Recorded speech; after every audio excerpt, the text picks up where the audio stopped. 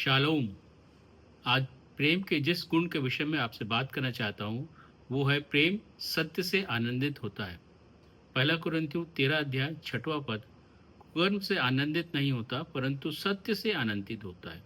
यहाँ प्रेम की बात कर रही है कि प्रेम सत्य से आनंदित होता है। इंग्लिश में लिखा हुआ है लव रिजॉयस विथ ट्रुथ।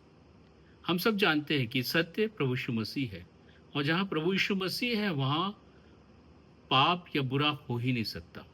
इसलिए जब हम किसी से प्रेम करते हैं तो हम उनका भला चाहते हैं।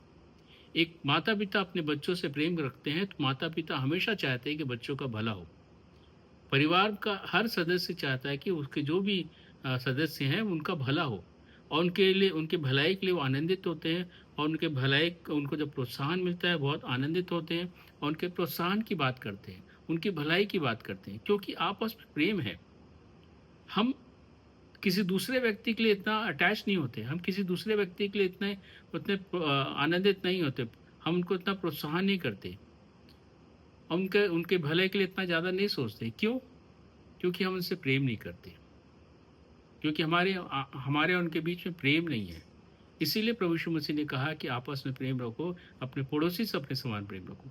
जब हम अपने पड़ोसी से प्रेम रखेंगे, आपस में प्रेम रखेंगे, तो हम उनका भला चाहेंगे। भला चाहने के लिए, अच्छा चाहने के लिए प्रेम का होना ज़रूरी है। इसलिए प्रभु यीशु मसीह ने अपनी आज्ञा में कहा कि हम आपस में प्रेम रखें, अपने पड़ोसी से प्रेम रखें। पति पत्नी के बीच में प्रेम होना बहुत ज़रूरी है।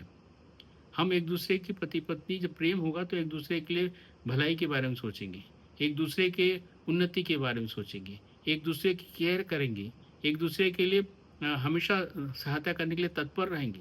प्रेम है, प्रेम है जो ये करने के लिए उत्साहित करता है, प्रेरित करता है। अगर प्रेम नहीं है तो कुछ भी नहीं है। प्रेम नहीं है तो फिर उस संबंध टूटने का कारण बनता है। प्रेम हमेशा सत्य बातों को, सही बातों को, सच्चाई की बातों को साथ देता है। इसलिए प्रेम हमारे जीवन में होना चाहिए। प्रेम होगा तो पाप नहीं होगा, प्रेम होगा तो बुरी बातें नहीं होगी।